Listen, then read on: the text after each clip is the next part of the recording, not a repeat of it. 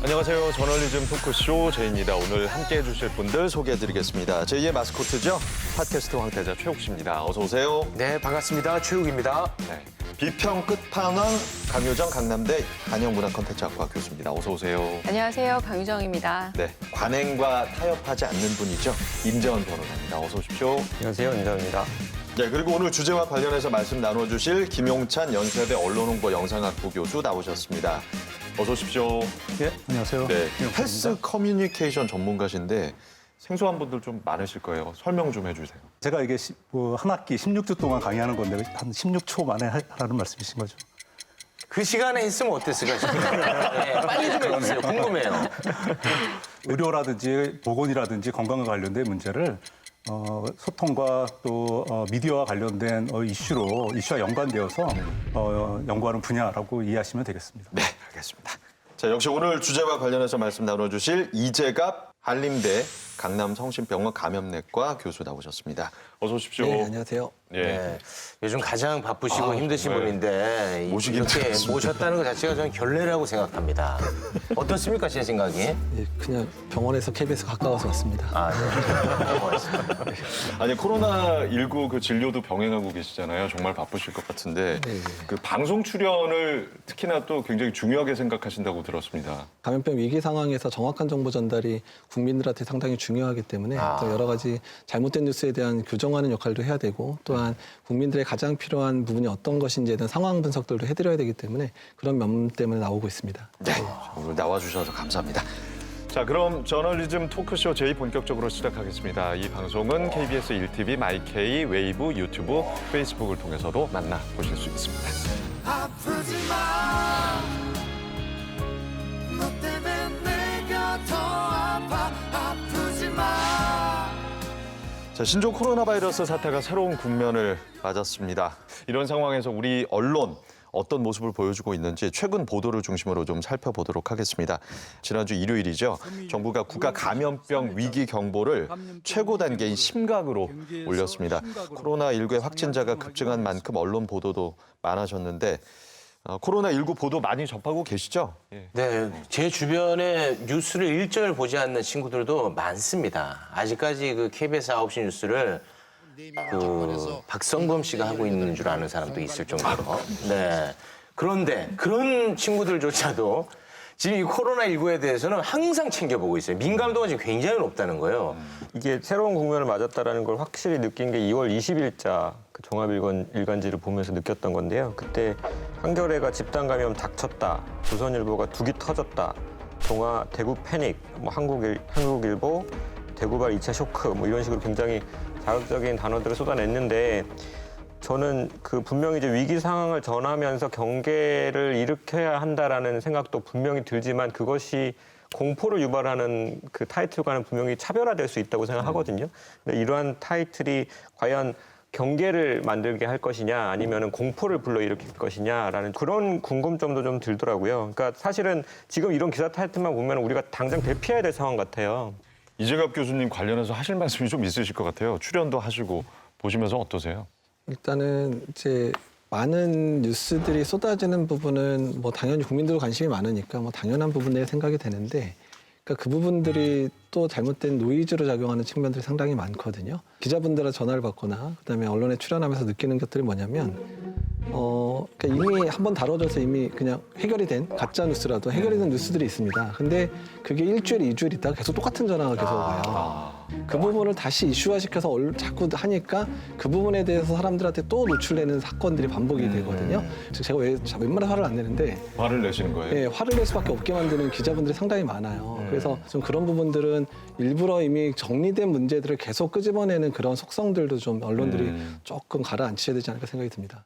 지난 2월 19일이죠. 20명의 확진자가 발생한 게 언론 보도가 증가하는 분기점이 됐습니다. 언론이 먼저 대구라는 지역에 주목했어요. 보도에 대구 코로나 혹은 TK 코로나라는 용어를 사용했습니다. 심지어 지난 2월 21일 뉴스 자막에 서초구에 상륙한 대구 코로나. 예, 저는 무슨 영화 부제목을 보는 듯한 그런 인상이었는데 이런 문구를 써서 또 논란이 됐습니다. 보셨죠? 예.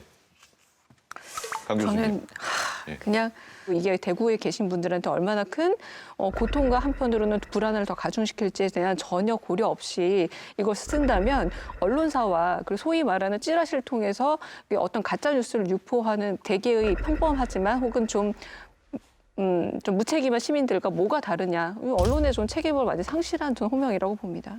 이 대구 코로나라고 하는 게 어떤 측면을 갖고 있냐 하면 굉장히 이게 서울 중심적인 이름 짓기거든요. 예를 들어 서울에서 발생했을 때는 우리가 이것을 서울 코로나라고 부르지 않았다라고 하는 것이죠. 물론 그때는 이제 확진자 숫자가 지금처럼 많지는 않았지만 그래서 이거 굉장히 이런 우리 사회가 갖고 있는 여러 가지 다양한 문제점들이 사실은 반영되어 있는 이름이라는 생각이 들었습니다. 대구 코로나라는 용어가 어디서 가장 먼저 사용이 된 겁니까?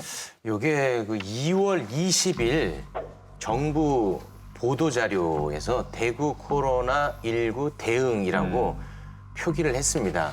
그런데 이게 이제 논란이 일자 정부에서는 내용을 축약하는 과정에서 있었던 분명한 실수다라고 사과를 했거든요. 근데 이제 중요한 게 아까도 잠깐 이제 나왔던 채널 A는 그 다음 날 방송입니다. 그 이후에도 이제 대구 코로나라고 언론에서 많이 사용하고 있다는 거, 이것이 이제 문제인 거죠. 좀 네. 약간 웃음이 나올 수밖에 없는 부분들이 있는데요. 가령 뉴시스 기사가 있습니다. 대구 코로나라는 대한민국 정부, 대구 시민들 분노했다라고 23일 날, 2월 23일 날 냈는데 돌아보니까 2월 21일 날 먼저 같은 기자에 대구 코로나19 확진자 남구 달서구 집중 멘붕이라는 표현까지 쓰면서 대구 코로나라는 표현을 이미 당신이 썼던 겁니다. 스스로. 유체이탈 화법인 거죠. 나는 썼지만 내 잘못은 아니고 정부는 잘못이야라는 건데 정부는 그래도 사과라도 하지 않습니까? 그런데 왜 언론은 절대 사과하지 않는다는 거예요. 이런 문제에 대해서. 근데 이 조선일보는 그동안에 곧 죽어도 우한 폐렴, 우한 코로나 이렇게 표기하지 않았습니까? 그렇다면 최소한 이번만큼은 이 대구 코로나라고 이야기한 정부를 좀 칭찬해야 되는 거 아닌가 싶기도 한다는 생각이 드네요. 네. 그러니까 말씀하셨듯이 조선일보가 보면 처음에는 이제 꾸준히 우한 폐렴이라고 하다가 얼마 전부터 우한 코로나라고 부르기 시작했고 그 명칭이 계속되고 있는데 네. 찾아보면 이제 9대 일간지 중에서 이 표현을 쓰는 데는 조선일보가 유일해 보여요.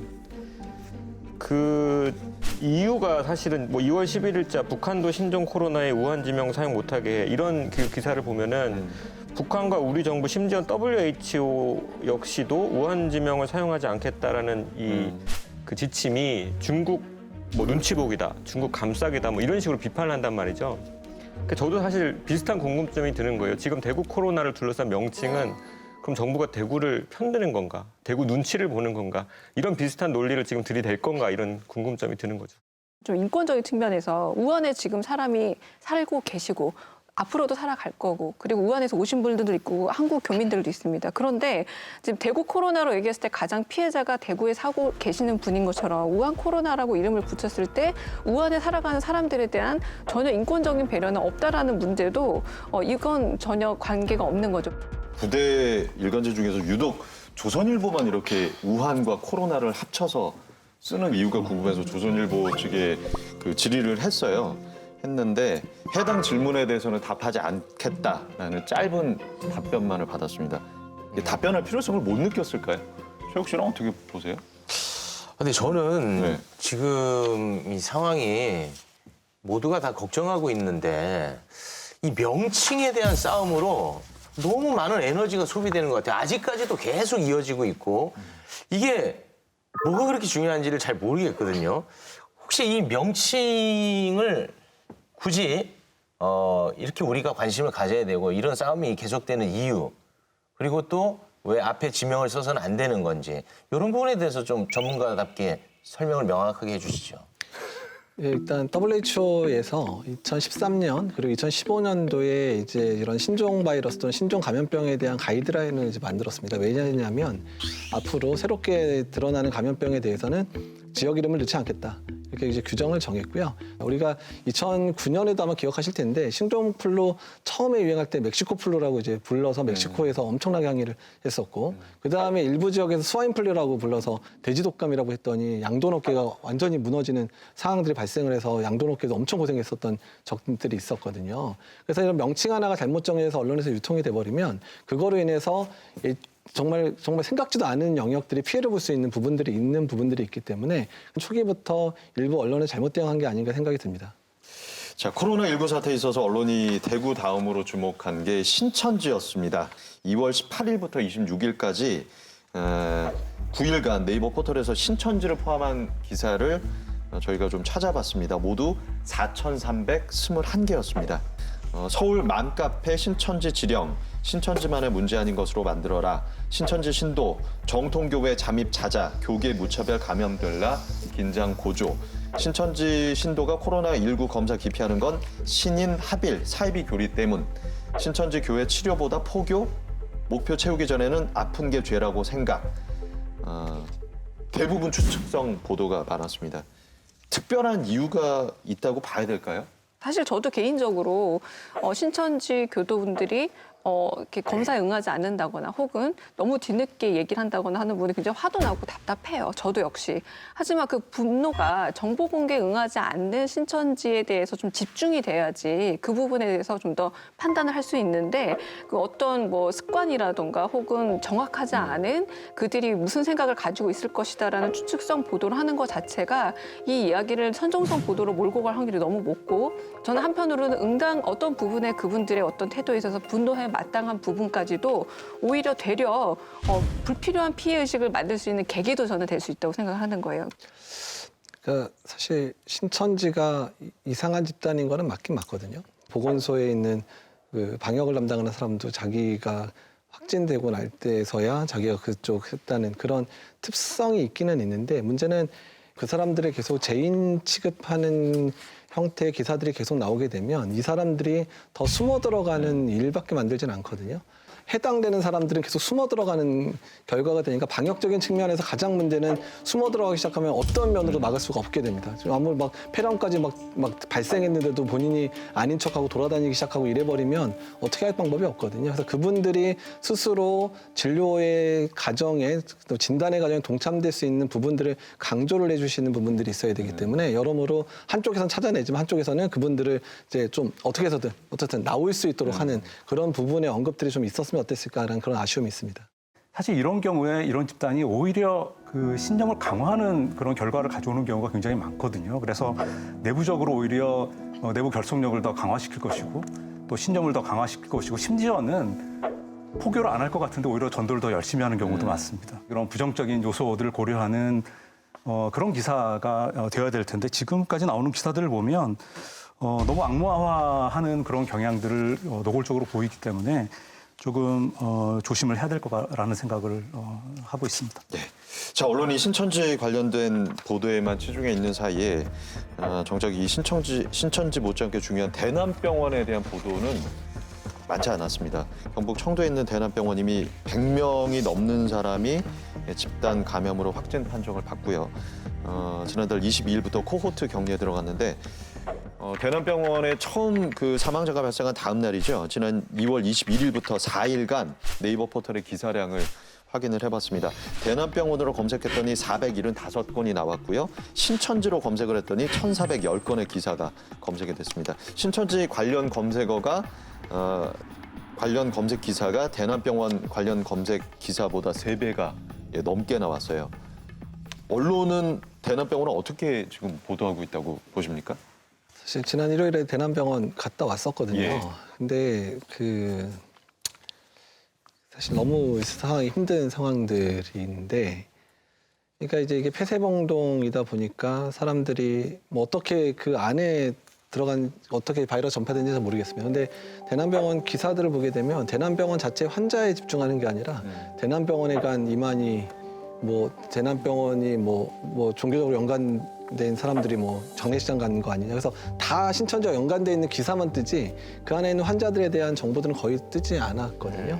근데 그러니까 이분들이 이제 중증 폐렴인 환자들이 상당수가 지금 이미 안에 있는데 전원이 잘 안 되고 있는 이유 중에 하나가 뭐냐면 이게 정신질환이 있기 때문에 단순히 그 폐렴에 대한 이런 코로나 바이러스 감염에 의한 그런 폐렴이나 이런 것만 치료해서 환자분들이 되는 게 아니라 그분들의 행동 조정이나 이런 분들이 상당히 어려우니까 전원받는 병원들 자체도 너무 어려운 환자인 거예요. 그러니까 그래서 그 당시에 저도 가고 뭐 감염관리 간호사들 몇 명이 같이 가서 그 환자들 정리해서 어떻든 치료다 그 안에서라도 치료받을 수 있게 하는 여건들을 만들어줬고 그 다음에 일단 약이라도 투여될 수 있게끔 하고 그 다음에 거기에 사실은 이제 국립정신센터에 있는 정신과 전문의 3분에다가 간호사들 8명이 내려오셔가지고 그냥 정말 개인 보호구 처음 입어보는 분인데도 불구하고 그냥 입고 막 용감하게 들어가서 환자분들 솔직히 딱 들어갔는데 그 안에 환자분이 이름조차도 제대로 이게 마킹돼 있는 이런 거 다 뜯어가지고 누군지도 모르는 상황이어서 이제 격리되지 않은 직원 한 명이 같이 들어가서 환자 이름부터 여기다가 매직으로 환자 이름 적는 것부터 시작이 됐고요. 이틀 동안은 혈압이랑 체온조차도 측정을 못했어요. 거기는 환자 의료진들이 다 격리 단계로 들어가는 상황이어서. 그러니까 정부 차원에서도 많이 어려운 것도 이해를 되고 그 안에 상당히 상황이 너무 어려운 건 이해가 되지만 그러니까 어찌 보면 2, 3일 동안 병원 자체가 올스톱되면서 완전 방치가 된 상황들이었거든요. 사실 말씀해 주신 그런 부분들을 언론이 취재를 하고 그런 과정들을 사실 보도를 해야 되는 건데 전혀 안 되고 있다라고 지금 느끼고 계신 거죠? 주변에 있는 많은 도움의 손길들이 필요하고 여론적으로라도 몰아서 그분의 안에 있는 분들을 빨리 도와줘야 된다는 식으로 넘어갔어야 되는 이미 그쪽으로 기사가 넘어갔어야 되는데 그냥 계속 뭐 신천지 이런 식으로 반복이 되는 문제들이 있었어서 그래서 우리 안에 이렇게 소외된 분들에 대한 배려들이 너무 없던 게 아닌가 생각이 듭니다. 지금까지도 알려진 그 사망자 중에 상당수가 그 병원에서 있었고 또 정신질환 병동에서 나왔잖아요. 근데 사실 좀 의아하게 생각해야 될 부분이 코로나19가 완치도 많이 되고 있고 이 바이러스 자체만으로는 그렇게 크게 치명적이진 않다. 다만 이제 기저질환이 있다거나 신체적으로 쇠약한 분들이 한테는 이제 치명적일 수 있다라고 알려져 있죠. 그런데 이분들은 정신질환 환자들이었단 말이죠. 그런데 왜 그렇게 신체적으로는 오히려 건강할 수 있었던 분들이 오히려 왜 그럴까? 이거는 시설 문제거든요. 사회적 재난은 그때까지 가시화되지 않았던 어떤 구조적인 문제를 분명히 드러내는 부분이 있는데 이 청도대남병원에서 있었던 이 비극은 우리가 이제까지 어쩌면 알지 못했던 구조를 분명하게 드러내고 있어요. 정신질환 장애인, 정신질환 환자들을 우리 사회가 치료라는 이름으로 격리 감금해왔다. 그럼 이 현상을 사실 우리는 알아야 됐던 거죠. 그래서 저는 아까 앞서 말씀드린 한국일보 기사를 포함해가지고 이 그 대남병원과 관련된 언론의 기사의 방식이 사실 너무 중요한 걸 놓치고 있다라는 생각이 좀 들었어요. 예. 그러니까 언론 자체가 저는 코호트 됐다고 생각해요. 언론이 집단적으로 다 수용이 되어 있는 겁니다. 하나의 아젠다 안에. 굉장히 다양한 아젠다가 있을 수 있고 다들 몰려가지만 의미 있는 뉴스 가치를 가진 것들을 쫓아가는 언론이 소수라도 있고 그들이 목소리를 집중적으로 내줘야 되는데 이 화역가라고 얘기한 한국일보 기사만 보더라도 뭐라고 돼 있냐면 중증 장애인을 낮 시간 보살펴주는 청도군 주간보호센터와 청도군 보건소, 청도군 국민건강관리센터가 대남병원 본건물 나란히 붙어있다라고 이미 알고 있어요. 여기에는 한편으로는 그 안에 환자들 말고도 다른 다중 이용 시설들, 그러니까 여기에 있는 청도 사람들이 많이 이용할 수밖에 없었던 의료시설들이 있다는 걸 알고 있음에도 불구하고 이런 어떤 구체적 요소들을 다 빼버리고 한 번에 집단 수용해서 그곳을 화역고다라고 이름을 명명을 붙여버린 거죠.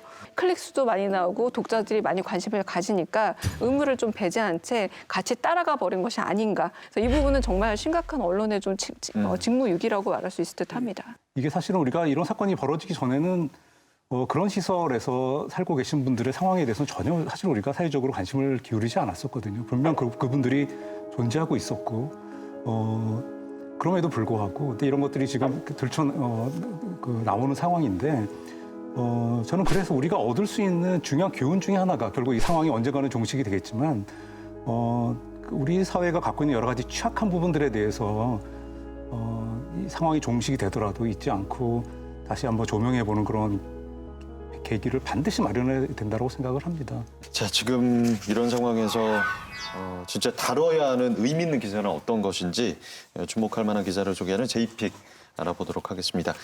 대구 경남 지역의 확진자가 급증을 했습니다. 그만큼 해당 지역의 의료 환경에도 좀 관심이 갈 수밖에 없는 상황인데 그런 상황에서 코로나19로 인해서 병원의 도움을 제대로 받을 수 없는 일반 환자의 상황 잘 보여주는 보도입니다. 지난 2월 24일자 JTBC 뉴스룸에 나온 코로나19 국내 8번째 사망자 청도 대남병원 관련이라는 제목의 보도입니다. 영상 먼저 보시죠. 실시간으로 환자들을 이송하다 보니까 안에 남아있는 중증 환자들이 얼마나 남아있는지 그때그때 확인하기는 어렵다고 답을 했습니다. 네, 이 보도 어떻게 보셨어요?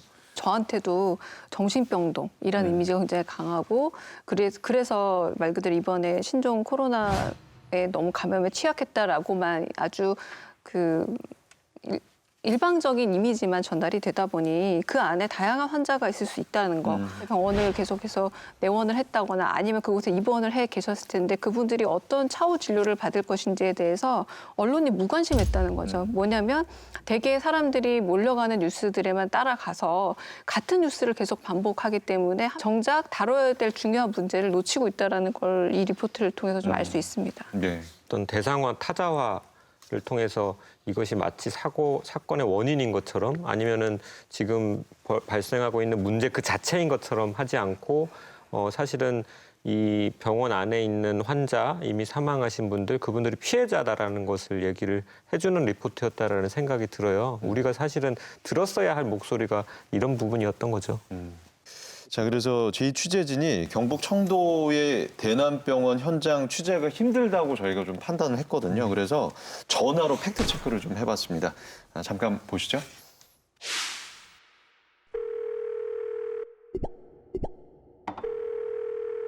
실질적으로 병원 대납병원에서 항생제를 맞는데 항생제를 못 맞아서 주변에 다른 병원을 갖다 다 거절당했었는데 대납병원과 관계가 혼자기 때문에 거절의 이유는 뭘까요? 질본에서 통제를 해줘야 된대요. 보건소에 질병관리본부에서 파견하고 싶은 있긴 한데 이분도 처음에는 할 수 있는 게 없다라고 얘기했다가 가이드가 전혀 없었다라는 게 질본에서 문제라고 좀 판단을 했고요. 일반 환자 통제 같은 경우에는 질본에서 이제 가이드를 줘야 우리가 어떻게 움직일 수 있겠다. 코로나 환자가 아닌 다른 일반 환자는 네. 저희 쪽에서 지금 사실 확진자도 너무 많은 좀 관리하기가 버거운 상황입니다. 다른 병원에서는 일단 질본 통제 받아서 와라. 질본 통제를 또 받으려고 하니까 질본에서는 우리 대책 없다 그래가지고. 하나는 대남이라 그러면 아무래도 좀 다 그렇게 한다고 얘기를 들었어요. 아마 가장 비근한 예 중에 하나가 얼마 전에 있었던 포항에서의 지진 사태. 대부분의 포항과 관련된 자기 동네에서 혹은 자기 가족과 연관된 이슈잖아요. 그런데 대부분의 뉴스들이 서울 중심 혹은 서울 시각에서 주어지고 있고, 그 다음에 뭐 좀 사건이 끝나고 나면 언제 그런 지진 사건이 있었냐는 듯이 중앙 언론들은 사라지고 자기들의 고통은 여전히 현재 진행형인데도 지금 오늘 시점에도 그런데도 불구하고 자기들의 고통은 전혀 존재하지 않는 것처럼 언론에서 다뤄지고 이런 게 이제 서울 바깥에 계신 분들의 문제인데 이것이 사실은 구조적인 문제죠. 서울 중심의 언론 상황이라고 하는 것이 사실 이 청도 대남병원 관련된 보도에서도 저는 그대로 드러나고 있다고 생각을 합니다. 자, 하나만 좀 여쭤봐도 되겠습니까? 제가 아는 병원장이 수술 중에 필요한 혈액을 구하지 못해가지고 정말 애를 먹었다라는 얘기를 들었습니다. 근데 지금 코로나19 관련해가지고 혈액 수급이 잘 안 된다고 해요. 코로나19와 헌혈과의 이런 상관관계가 있는 건지 우리가 정말 헌혈을 하면 안 되는 건지. 그러니까 이 부분도 초반에 팩트체크를 많이 다뤄서 네. 제발 쓸데없는 얘기 하지 말아달라고 제가 부탁했던 얘기였거든요. 그러니까 왜냐하면 헌혈이라는 거는 남한테 피를 주는 거잖아요. 근데 주는 사람한테 무슨 바이러스가 거꾸로 돌아올 일이 전혀 없는 상황이기 때문에 언급 자체를 하지 말아달라. 제발 언론에서 언급 자체를 하지 말아달라. 그러니까 헌혈하는 장소를 가보셔도 알면 뭐 마스크나 이런 거 다 주실 텐데 널찍널찍하게 떨어져서 이제 헌혈을 하시거든요. 그러니까 그 안에 혹시라도 감염자가 올 가능성이 많지는 않지만 오더라도 크게 문제 안 되게 다 안전 조치를 취하면서 지금 헌혈할 수 있게 다 조치를 취하고 계신 상황인데 그래서 오히려 이런 상황일수록 또 환자가 지금 많이 발생하는 상황들에서는 오히려 지금 코로나 감염 환자 중에서도 수혈을 받아야 되는 환자들 늘어날 수밖에 없어요. 그리고 그다음에 일반적인 진료 자체가 좀 잘 안 되는 대구 지역 같은 경우는 이런 응급 환자도 잘 수용이 안 되는 상황들이 발생했는데 게다가 만약에 혈액까지 공급이 부족하면 정말 성사고 당한 분들이나 외상 당하신 분들 사망할 가능성이 상당히 높아지는 분들이 있어서 오히려 이럴 때는 헌혈에 대한 캠페인들을 더 벌여야 상황들이거든요. 그래서 언론이 쓸데없는 팩트체크를 하는 것보다는 오히려 이런 부분들의 이슈화된 것들을 잘 얘기해서 오히려 지금이 헌혈할 때다라는 캠페인을 해줘야 되는 상황이라 생각이 듭니다. 네. 그 교수님 근데 언급해가지고 바로 잡을 필요는 있을 것 네, 같아요. 그러니까 다뤄주시는 분은 감사드린데 질문한 사람 무관하게 제가 언급도 하지 말라고 하세요. 네. 그러니까 초반에 그랬던 얘기죠. 네, 그 부분이 언급되면 안 되는 상황에서. 근데 지금은 헌혈이 많이 줄었으니까. 진짜 많이 줄었나 보더라고요. 그러니까 헌혈에 대한 부분들, 그러니까 말씀드린 거는 그 부분을 다뤄달라는 부분이고 초반에는 그런 언급조차 없었고 헌혈이 줄지도 않았는데 그 얘기가 막 나오기 시작해가지고 그게 영향을 줬거든요. 예, 위기 경보가 최고 수준인 심각 단계인 것만으로도 국정 책임자로서 대통령과 정부가 책임을 피할 수는 없겠죠. 이럴 때 언론은 그 책임을 제대로 비판하고 있는지 좀 살펴보도록 하겠습니다. 지난 2월 24일자 중앙일보 일면 탑으로 일의적으로 사설을 실었습니다. 중국에서 오는 외국인 입국 전면 금지하라라는 제목의 사설이었는데요. 내용을 좀 소개해드리죠. 중국 정부의 눈치를 보며 우물쭈물하다가 골든타임을 놓친 문재인 정부와 방역 실패가 혹독한 대가를 초래한 것이다. 정부가 더 큰 희생이 나기 전에 방역의 기본, 즉 유입 차단에 나서야 한다. 이제라도 중국에서 들어오는 외국인의 입국을 전면 금지해야 한다는 요지의 사설이었습니다. 같은 날 중앙일보가 또 다른 사설에서 코로나 최고 숙주는 문재인 정부의 중국 눈치 보기다라는 사설을 싣기도 했습니다. 사실 이 중국 입국 금지령 코로나19 초기부터 계속 나왔던 주장입니다. 이게 실효성 있는 비판인지 어떻게 보십니까? 지금 코로나 바이러스 감염이 발생한 지 중국에서 발생한 지가 두 달이 다 돼가죠. 언론들한테 말씀드리고 싶은 게 왜 아직도 중국인 입국 금지 가지고 싸우고 있나. 대구 지역 같은 경우는 초위기 상황들에 빠져 있어서 그러니까 모든 사람이 지금 대구 지역의 상황들을 개선하기 위해서 또한 그 주변 지역들에 확산되는 걸 막기 위해서 총력을 다해도 지금 시간이 아까운 그런 상황인데 왜 아직까지도 중국인 입국생을 입국자를 막으네 마네 이런 거에 논란을 가지고 시간을 버리는 걸 보면서 지금 정말 한가하게 사는 거라는 생각이 들어요. 아직까지 이런 사설을 내고 그다음에 정치인들 중에서 책임 논란 소재를 하면서 막 이렇게 방역 당국이 실패한 게 아니냐라고 얘기하는데 아니 뭐 실패든 말든 간에 방역 당국이 죽어버리면 만약에 그런 비난 때문에 못 움직이게 되고 일을 못하기 시작하면 그 책임 자기가 언론사 사주들이 와가지고 대구 내라가 산자를 볼 것도 아니고요. 그리고 방역하는 질병관리본부장 내쫓고 자기가 그 일을 할 것도 아니면서 그 사람들이 일을 하기 힘든 상황들을 만들어 놓는 거 보면서 너무 상당히 지금 사실 분노가 막 치밀거든요. 너무 화가 나 계신 것 같아서 여쭤보기가 좀 두렵긴 한데 워낙 이게 뜨거운 이슈라 제가 용기 내서 좀 여쭤보겠습니다. 일단은 뭐 중국에서 발생했으니까 최초의 중국인 입국을 원천적으로 차단했으면 뭐 도움이 됐겠죠. 그런데 누군가 또 이런 얘기를 하더라고요.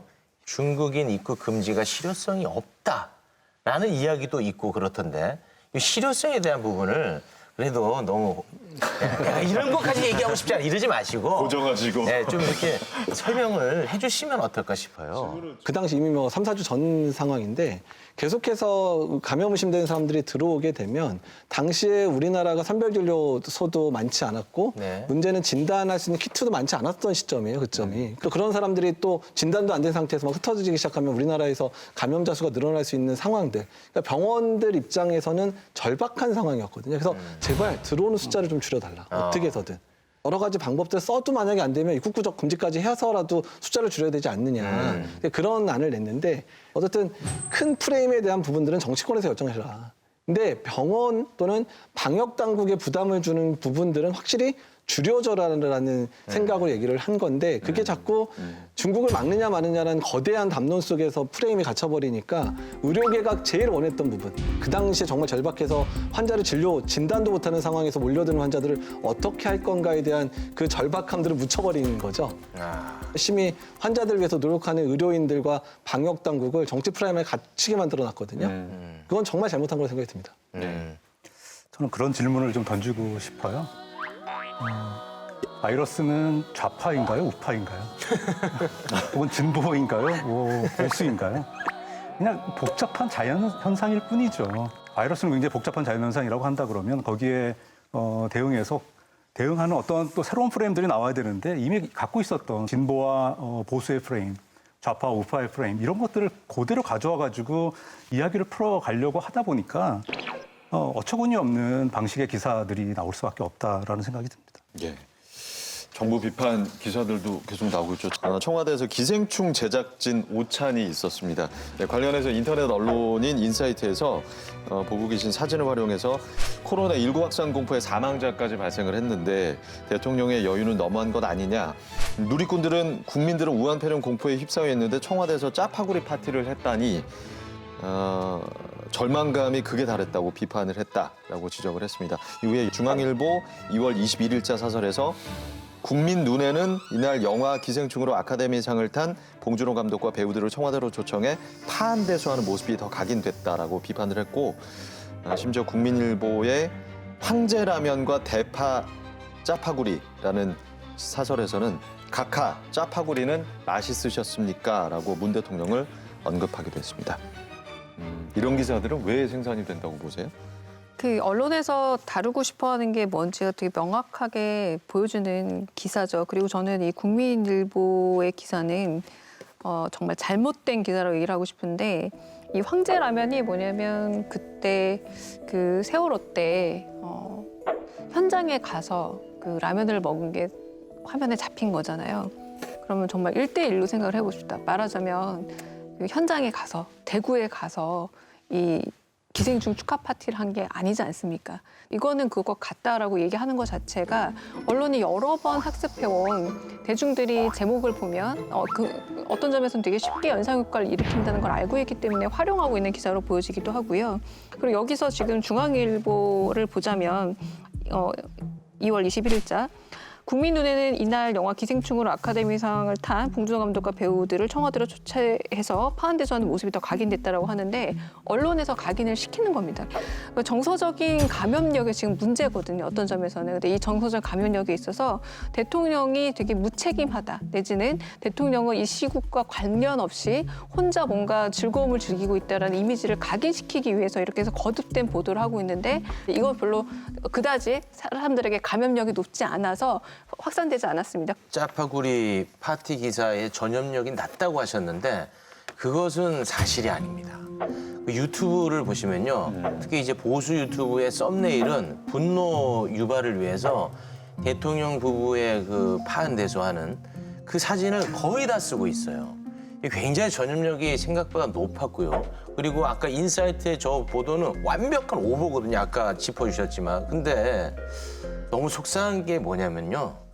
저는 이 팩트를 알고 있었음에도 불구하고 제가 진행하는 팟캐스트에서조차 이 팩트 체크를 할 수가 없었어요. 이거 하면은 또 저거 나팔순이 뭐 딸랑거린 치어리더니 막 이런 얘기를 하니까 그조차도 못하는 프레임에 완전히 gat혀 있다는 거죠. 그 오차는 12시에 했었고 사망자는 4시에 발생하지 않았습니까? 그 서로 관계가 전혀 맞지 않는다는 거예요. 너무 분명한 사실인데 그냥 말씀하셨어도 괜찮지 않았을까 싶은데 그 왜 겁이 좀 나셨어요? 제가 겁이 좀 많잖아요. 이제는 감염병보다 문 정권 탄핵이 더 문제라는 식으로 약간 무게중심을 옮겨갔어요. 그래서 다시 돌아간 게 뭐냐면 결국은 문 대통령은 한국의 대통령이 아니라 중국의 대통령인가 보다라는 식의 프레임인데 결국 20만 명을 넘어 문 정권 탄핵이라는 말까지 나왔어요. 근데 이게 어떻게 나왔냐면 국민청원이 있었습니다. 그래서 국민일보도 지금 청와대 국민청원 내용을 전문을 싣고 있거든요. 언론이 정말 감시해야 될 것을 하지 않고 정치적 역학관계를 너무 염두에 두다 보니 결국은 정치적 감염력이 높은 문제에 다 쏠리고 있는 것이 아닌가라는 생각이 듭니다. 네. 그러니까 저희 방송이 사실 그 조선일보의 비판을 받았잖아요. 처음에 저희 코로나 사태 다뤘을 때 그거를 딱 잘라서 정보 편들기라고 평가를 했더라고요. 근데 저희 방송에서 문재인 대통령에 대한 언급이 있었나요? 질병관리본부를 중심으로 이루어지는 보건당국, 방역당국의 어떤 그 행동들, 집행해 나가는 그 모습에 우리는 신뢰를 심어줄 수 있는 언론 보도가 나와야 하는데 왜냐하면 그것이 재난을 헤쳐나가는데 너무 중요하기 때문에. 그런데 이제 조선일보가 이 사태를 정치적으로 가져가는 것은 위험하다. 오히려 우리가 하고 싶은 말을 너무 똑같이 했더라고요. 그러니까 거듭 얘기하지만 그 정부가 모든 거를 잘하겠습니까? 당연히 안 그렇겠죠. 질병관리본부에서 지금 가장 고생하시는 분들은 그 사태를 겪으면서 똑같은 잘못을 답습하지 않기 위해서 노력하시는 부분이 분명히 있다는 생각이 드는데 그것에 대해서 평가하지 않고 힘 빼는 짓만은 좀 안 했으면 좋겠다. 이런 얘기를 정말 강국하게 호소하고 싶어요. 언론을 향해서. 네. 이거는 뭐 뉴스가 문제인지 그 당의 문제인지는 모르겠는데 네. 이제 봉쇄 정책 얘기가 나왔잖아요. 그래서 그러니까 정치인들한테 부탁드리고 싶은 부분하고 언론에 부탁드리고 싶은 부분인데 계속 그 단어 사용에 대한 부분들 정말 주의를 해야 되거든요. 그러니까 사실 영어 단어를 그냥 번역을 하면 봉쇄가 맞아요. 그러니까 그 전략 뭐 이런 확산 차단하는 게 봉쇄가 맞는데 근데 우리나라에서의 봉쇄라고 얘기하면 이건 뭔가 가득 꽉 막아놓고 그냥 움직이지도 못해. 네. 대구 안 돼. 그냥 예전에 지금 중국에서 우한 그냥 완전히 탱크로 그냥 뭐 밀고 막 흙벽 쌓아가지고 길 막고 이런 거를 상상할 수 있는 단어 사용을 공당에서 사용을 하고 그거를 또 언론에서 프레임으로 만들어가지고 아주 그냥 뭐 난리를 치면서 그냥 확 뛰어나가지고 오히려 대구에 있는 분들을 더 불안하게 만드는 상황들이 됐거든요. 그러니까 사실 그런 상황에서 그 당이 만약에 말실수를 했더라도 언론 차원에서 그 말은 그 뜻이 아니기 때문에 대구 시민들은 안심하십시오 이렇게 갔어야 되는데 그 당 나빠 잘못됐어 그 당 큰일 났어 그리고 그 상대 당은 또 그거를 아주 기회라고 생각하고 그냥 막 거의 뭐 욕설에 가까운 거를 퍼붓는 상황들이 발생을 했는데 똑같이 말씀드리지만 지금의 심각한 상황을 이기려는 의지가 정치인에게 있느냐는 말을 마지막으로 던지고 싶습니다. 보신 뉴스들 중에서 정말 이건 아니다. 뭐 기억나시는 게 있으세요? 아니면은 뭐 혹은 이런 보도가 필요하다. 일단은 KBS가 재난 방송을 주관하는 업무들에 대한 부분들은 긍정적으로 평가하는 부분들이 있는데요. 또 어떤 면에서는 공포감을 유발하는 그런 수단으로 작용될 수 있는 측면들이 있습니다. 재난 방송으로 더 중요한 부분들은 어떻게 예방할 건가, 어떻게 이제 할 건가에 이제 어떻게 이제 앞으로 이겨낼 건가에 대한 그런 대안 중심의 내용들이 계속 나와야 되거든요. 계속 대안을 제시하는 정책으로 가야 되는 측면들이 있어서 그래서 가끔은 이제 그 방역 당국에서도 좀 나오셔서 얘기할 수 있는 기회도 드려야 되고요. 또한 이제 일선에서 지금 환자들을 보고 있는 의료진들도 몇 분 직접 나오셔서 얘기를 해서 현장의 상황들이 잘 전달될 수 있게끔 하는 부분들, 또 현장의 상황들이 잘 전달돼서 국가 차원에서 어느 쪽에 좀 더 힘을 기울여야 되는지를 알려줄 수 있는 그 방향성을 정해주는 방향으로 가야 될 것 같습니다. 네, 이 특보 때문에 제가 진행하는 더 라이브가 계속 죽거든요. 이런 거는 좀 적절치 않다고 봐야겠군요. 공포를 좀 더 부추길 수 있으니까요. 얘라고 한 번만 해주세요. 그러니까 특보는 필요한데 다만 그 특보 뒤에 중요한 건 특보 안에서 다뤄졌던 내용 중에서 해결되지 않은 부분들은 다른 데서 조금 이렇게 맞습니다. 폭넓게 할 수 있는 네. 그런 얘기도 그렇습니다. 필요할 거라 생각은 듭니다. 아유, 고맙습니다. 네. 예, 현장에서 환자 돌보시느라고 굉장히 바쁘실 텐데도 오늘 바쁜 시간 쪼개서 오늘 나와주신 이재갑 교수님 고맙습니다. 네, 우리 박수 한번 쳐드리죠. 네. 아유, 고맙습니다. 네. 예, 코로나19 사태로 사회 전 분야가 위축되고 있습니다. 예, 경제활동에도 타격이 꽤 큰데요.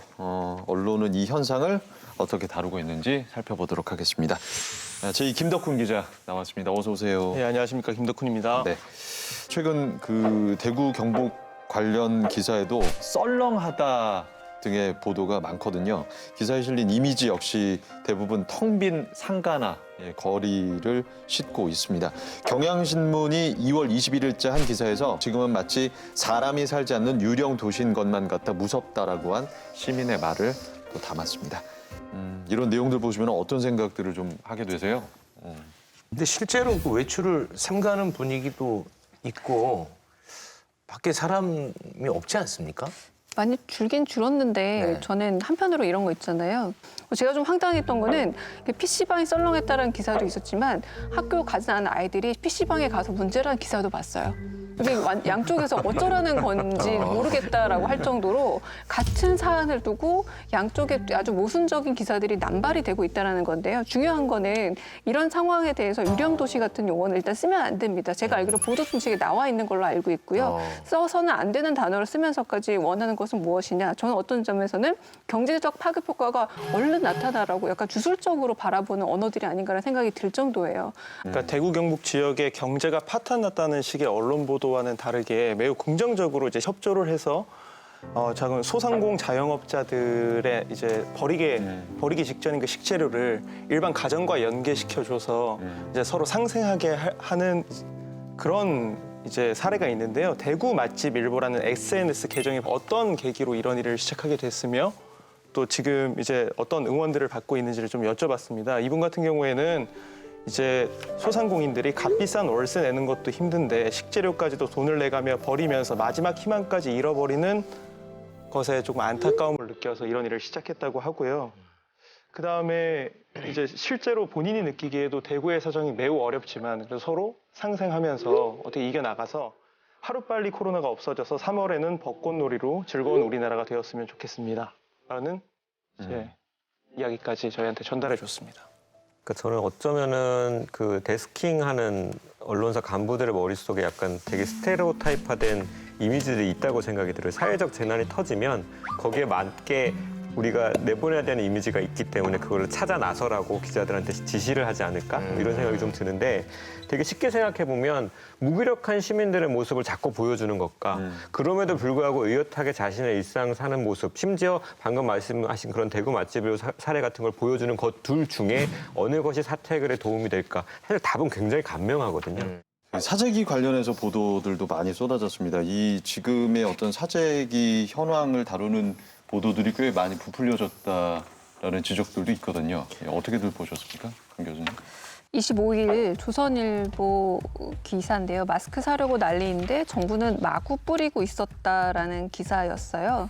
문제는 정부를 통해 공급되는 이런 마스크의 상당수가 정말 마스크가 필요한 수요자 아닌 곳에 낭비되고 있다. 그러니까 돈 주고 사는 사람이 아닌 다른 곳에 나눠지고 있다는 말이고요. 왜 약국에서 못 구하고 동사무소라던가 이런 곳에 가서 이걸 구해야 되느냐라고 문제 제기를 하고 있는데 제가 느끼기로 만약에 제대로 된 언론이고 만약에 보도를 하면서 정확하게 정보를 제공하고자 한다면 지금 약국보다는 동사무소라던가 이런 곳에 가면 오히려 더 얻을 수 있습니다라고 안내를 해주는 게 맞는 언론의 행태가 아닐까요? 동사무소에서 몇 장씩 가져가고 이런 분들도 어차피 다 국민이기 때문에 국민이 정부가 제공해준 마스크를 가지고 와서 쓰는 거예요. 이게 무슨 문제가 되는지 일단 잘 모르겠다는 좀 생각이 들었습니다. 그런데 이 와중에 구독 선물로 마스크를 주겠다는 언론사가 있습니다. 바로 중앙일보, 조선일보인데요. 중앙일보가 2월 24일자 구독료를 자동 이체하면 마스크 5장을 주겠다고 광고를 했고요. 조선일보 역시 구독료 자동 이체 시 마스크 세트를 주겠다는 글을 지면에 실었습니다. 코로나19 사태 이 심각한 상황에서 언론사의 마스크 이벤트 저는 조금 어이없었거든요. 네. 아니 아까 그 조선일보에서 마구 뿌린다고 화를 내지 않았습니까? 이 마스크라는 것은 언제나 무엇을 대가로만 줄 수 있는 것으로 인식하고 있는 것 같습니다. 그러니까 화를 낸 것 같네요. 그러게요. 네. 그리고 그 마스크를 사려고 난리인데 정부는 마구 뿌리고 있었다라는 그 기사와 그다음에 구독하면 마스크를 준다는 그 공지가 같은 지면에 있습니다. 오 진짜? 예. 와. 그렇네요. 정말 이건 뭐 웃기다고 해야 되나 웃기지도 않는다고 해야 되나 잘 솔직히 좀 모르겠는데 웃기긴 하잖아요. 언론이 정말 비판하기 좋아하는 그 무분별한 무질서한 사재기 조선과 중앙이 사재기를 했기 때문에 이거를 뿌릴 수 있겠죠. 일단 저는 그런 생각이 좀 들고 그 조선일보의 2월 6일자 그 기사에 보면 이제 마카오의 한 슈퍼마켓에서 한 여성이 그 마스크를 쓰고 굉장히 약간 두려움했던 표정으로 이렇게 음료를 이렇게 가득 사재기하는 그런 사진이 있어요. 그러니까 사재기라는 거에 대해서 언론이 계속 뿌리고 있는 이미지가 있는데 딱 거기에 맞는 행동을 이 언론사들이 했다라는 생각이 좀 들더라고요. 그래서 혹시 좀 마스크가 얼마나 있는지 궁금해서 저희가 이제 구독을 전제로 하고 전화를 한번 해봤거든요. 한번 네. 들어보시겠습니다. 오. 중앙일보 구독하면 마스크 주는 거 하고 있나요?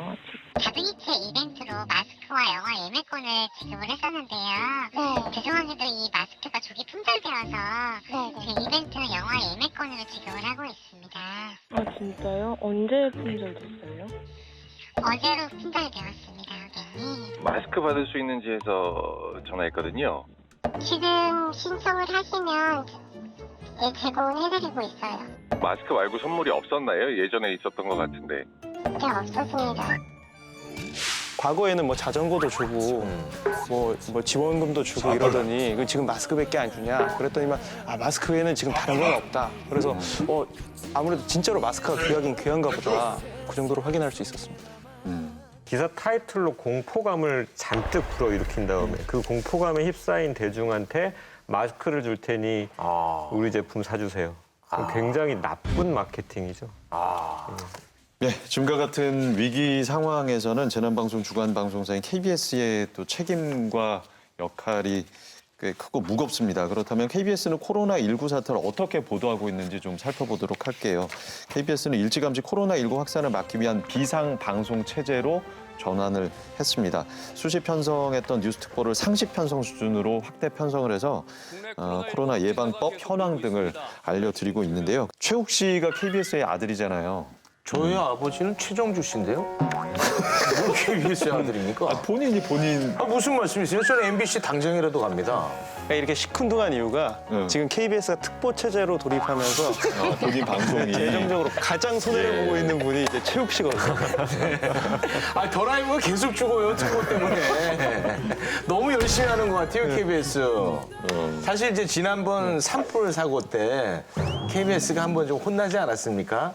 그때를 이제 거울로 삼아서 굉장히 열심히 하는 것 같아요. 이제 KBS 같은 경우에는 재난방송 주관사의 임무가 법적으로 정해져 있는데요. 재난방송 및 민방위 경보방송의 실시에 관한 기준 제5조를 보면 주간방송사의 임무를 재난을 예방하고 또 수습과 복구 효율성을 높이기 위해 재난방송을 해야 한다고 명시를 하고 있습니다. 코로나19 사태 관련해서 보도를 좀 적절하게 잘 하고 있는 건가요? 제가 보기에도 속보는 많고 바로바로 전달되는 측면이 있다, 정부가. 하지만 이것이 조각조각 보여지다 보니까 전체 상황에 대한 어떤 통합적인 이해를 하기 부족하다라는 면이 좀 있었고, 저는 약간 이제 그런 생각이 들더라고요. 지금 상황 어떻지? 알고 싶을 때 뭐 포털창에다가 검색하는 게 아니라 그냥 딱 어디 들어가면 돼라고 할 수 있는 통합정보센터와 같은 곳을 KBS가 마련을 해주면 좋겠다. 실제로 과거 KBS 재난 보도가 어떤 식으로 이루어졌는지 분석한 보고서가 있다고 하는데 김용찬 교수님 어떤 보고서인가요, 이게? 네, 그 2018년도에 이제 발표된 보고서인데요. 그 학술지에 실린 논문인데 지카 바이러스에 대한 이제 KBS 보도 양과 프레임을 분석을 한 것이죠. 결과를 보면 재난에 대한 단순 사실을 보도하는 게 거의 절반에 가깝습니다. 지금 거의 44% 정도를 차지한다고 나오고 있으니까요. 심층적인 혹은 그것과 연관된 그런 이슈들을 설명하기보다는 그냥 중계방송식으로 매일매일 혹은 그때그때 벌어지고 있는 일들을 전하는 것에만 이제 급급하다 보니까 보는 시청자들도 아마 의도한 것은 아니겠지만 굉장히 어떤 긴박한 어떤 감정 이런 것들을 느끼게 될 수밖에 없다라고 하는 것이죠. 기준으로 삼을 만한 그 보도 사례를 좀 짚어봐야 될 것 같습니다. 어떤 식의 재난 보도가 좀 효과적인지 좀 짚어볼 텐데 지난 2월 21일 그 BBC에서 코로나19를 보도한 한 기사거든요. 기사를 보면은 중간중간 코로나19에 대해서 궁금한 걸 독자들이 자유롭게 질문할 수 있도록 인터랙티브한 방식을 도입한 게 돋보이는 기사였습니다. 이런 방식의 정보 제공도 시청자들한테 꽤 도움이 많이 될 것 같거든요. 재난 보도가 좀 관행이 있잖아요. 관행을 벗어난 걸로 제가 가장 인상적이었던 게 바로 춘해보건대학 그 김희진 총장입니다로 시작하는 그 뉴스가 여러 가지 이제 뭐 SNS 매체를 통해서 굉장히 확산하던 그 시점에 맞습니다. KBS에서 팩트 체크를 해줬어요. 여러 부분을 맞습니다. 이 가짜 뉴스들이 너무나 그럴듯하게 진짜처럼 포장이 돼서 유통되고 있을 때 재난 주간 방송이 정서적 감염을 방역하기 위한 첫 번째는 그렇게 정말 진짜와 거짓을 나뉘어서 이건 정말 사실이다라고 취재력과 그리고 보도력을 활용하는 건 좀 좋은 기사로 저는 기억에 남아 있습니다. 네. 자, 지난 2월 21일이죠. 서울대 보건대학원 유명순 교수가 코로나19 국민 위험 인식조사 결과와 함이라는 주제로 한 연구 결과를 발표를 했습니다. 코로나19 뉴스 경험자 10명 중 6명이 불안을 느꼈고 10명 중 4명 이상은 가짜 뉴스 경험이 있는 것으로 조사가 됐습니다.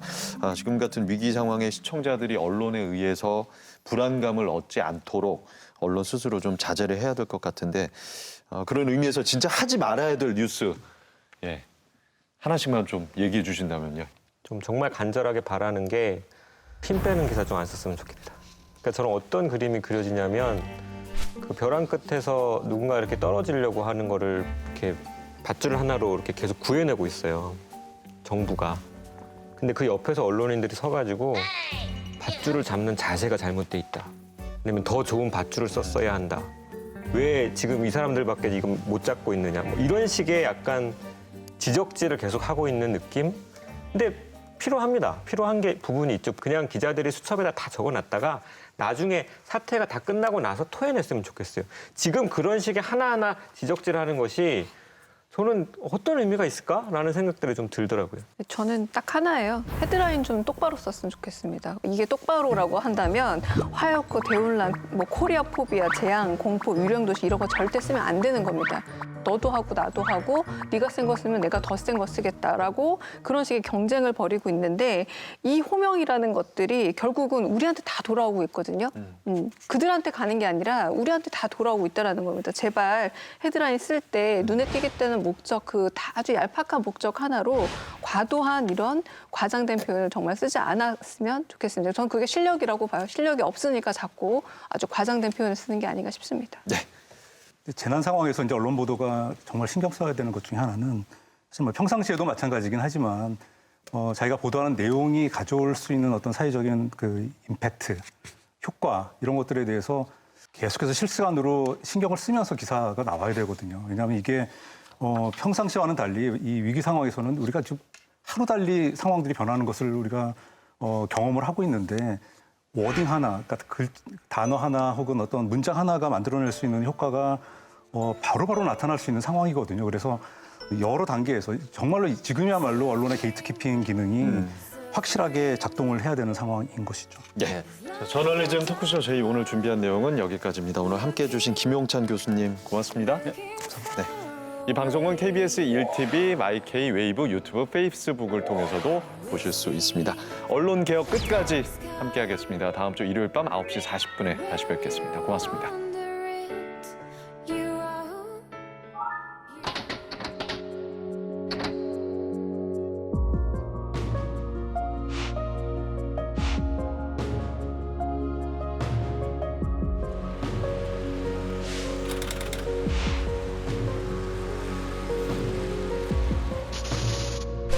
소련은 신탁 통치를 응원하고 미국은 즉각 독립을 보장하는 이런 쪽으로 간다.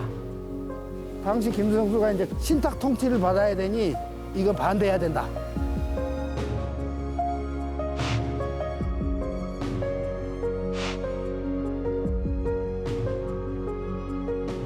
미국은 몇십 년 신탁 통치 기간을 두자.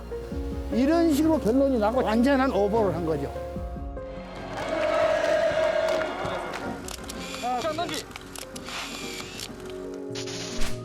남북 정상회담 같은 거 긍정적으로 평가를 안 하잖아. 남북 관계 기사는 비난, 일변도거든요. The world spins us around.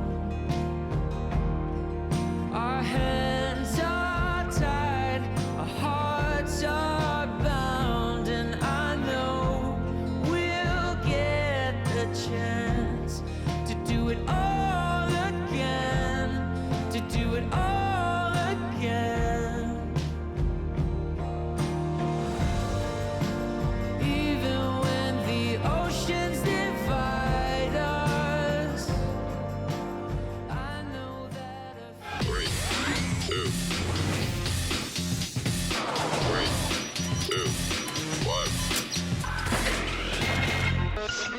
1.